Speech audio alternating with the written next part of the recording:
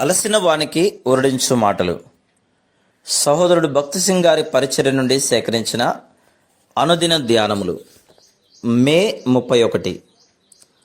ఇంక 4 నెలలైన తర్వాత కోతకాలం వచ్చునని మీరు చెప్పుదురు కదా.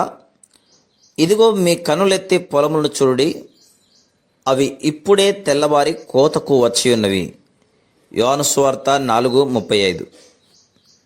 ప్రభువైన యేసుక్రీస్తును సమరయ స్త్రీ తెలుసుకొనుట ద్వారా సమరయలో గొప్ప కోత, జనసమూహములు రక్షింపబడునని ఆయన చూడగలిగెను.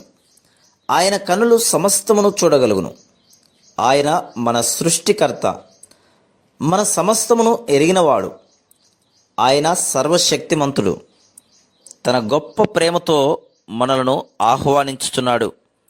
నీవు రక్షింపబడినచో ఆయన నీ ద్వారా అనేకులను రక్షించగోరుచున్నాడు. ఆ విధముగా నీవు దేవుని జతపని వాడవు కాగలవు. యేసుక్రీస్తు లోకరక్షకుడని మొట్టమొదట ఒప్పుకొనిన అన్యులు సమరయులే. ఎట్టి ప్రత్యక్షత! ఇదంతయు ఆ స్త్రీ సాక్ష్యం యొక్క ఫలితమే. నిజమైన పశ్చాత్తాపం ద్వారా ఆమె త్వరగా సంపూర్ణముగా మార్చబడెను. అదే సమయంలో యేసుక్రీస్తు ప్రభువు లోకరక్షకుడను సంపూర్ణ ప్రత్యక్షతను ఆమె పొందెను. ఆ తర్వాత ఇతరులకు ప్రభువైన యేసును చూపించుటకు సాధనమైంది. దేవుడు హన్నాను కూడా తన పనిలో సహకారిగా ఎట్లు చేసిన చూడుడి. ఏలిని గద్దించుటకు ఒక వ్యక్తి లేక సాధనము ఆయనకు కావలసి వచ్చెను. దేవుడు కోరిన ఎడల ఆ పని చేయుటకు దేవదూతలను పంపి ఉండవచ్చును. కానీ మానవులను ఉపయోగించుట దేవుని ఏర్పాటు. ఆయన హన్నాను ఎన్నుకొనెను. ఆమె దేవుడు కూడా అవసరత కలిగి ఉన్నాడనియు, తన వంటి దీనురాలు సమూయేలు వంటి కుమారుని కనుట ద్వారా ఆ అవసరత తీర్చబడగలదనియు గ్రహించెను. ఆ విధంగా తన ప్రార్థన ద్వారా ఆమె దేవునికి సహకారిగా కాగలిగెను. అదేవిధంగా ఐథియోపియాలో ఒక నపుంసకుని రక్షించడం ద్వారా దేవుడు అచట ప్రవేశమును పొందగలిగెను. ప్రభువు ఫిలిప్పును అరణ్య మార్గమును పొమ్మని చెప్పెను. అతడు విధేయత చూపగానే దేవుడు నడిపించెను. ఆ ఐథియోపియుడు పశ్చాత్తాపడి విశ్వాసముంచి బాప్తిస్మం తీసుకున్నాను. ఇప్పటికి ఐథియోపియాలో విశ్వాసులు కలరు. పని అరణ్యములో ఆరంభమయ్యను.